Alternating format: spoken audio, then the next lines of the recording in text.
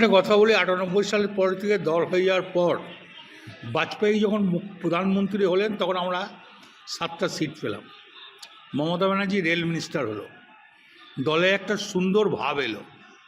হ্যাঁ, তারপরে দল করতে করতে তখন আইপ্যাক ছিল না, কেউ ছিল না, কোনো জ্ঞানীমণি ছিল না। এই আমাদের মতন রাখাল বাগাল মুকুল রায়, আমার রাখাল বাগাল গৌতম বসু, রাখাল বাগাল অনুব্রত মণ্ডল, বালু, পঙ্কজ দা, এরাই ছিল, মদন মিত্র, এরাই ছিল আমরা তখন দলের মেন।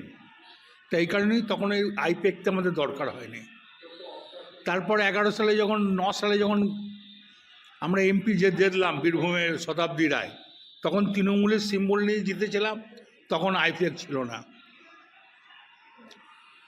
১১ সালে যখন পার্টি পাওয়ার আসে তখন আইপ্যাক ছিল না, কংগ্রেস সঙ্গে অ্যালায়েন্স করে দলে এসেছিলাম। কংগ্রেসকে চটানোটা আমাদের ভুল হয়েছে, কিন্তু কে কার কথা শুনে।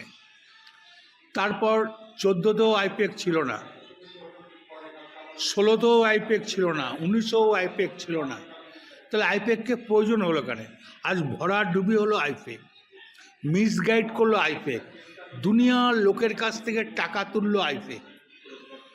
এমন কোনো লোকের কাছে নাই যে টাকা তুলে নেয়। পঞ্চায়েত ইলেকশনের টাকা তুলেছে, মিউনিসিপ্যালিটি ইলেকশনের টাকা তুলেছে, তোমার আমাদের কি বলবো, এই তোকে জেলা প্রেসিডেন্ট রেখে, তোকে বুথ প্রেসিডেন্ট রেখে দেবো, তোকে অঞ্চল প্রেসিডেন্ট রেখে দেবো, তোকে কমিটিতে রেখে দেবো, টাকা দে, এইভাবে টাকা তুলেছে। একটু জেগে ঘুমায়, জেগে ঘুমালে দলের তো এই অবস্থায় হবে। দল সংগঠনের দল চলে, আইপ্যাক নিয়ে একটা ইউপির লোক সে কি মোড়ারে বুঝবে, একটা বিহারের লোক এখানে কি বুঝবে তোমার লাভপুরের ঘটনা।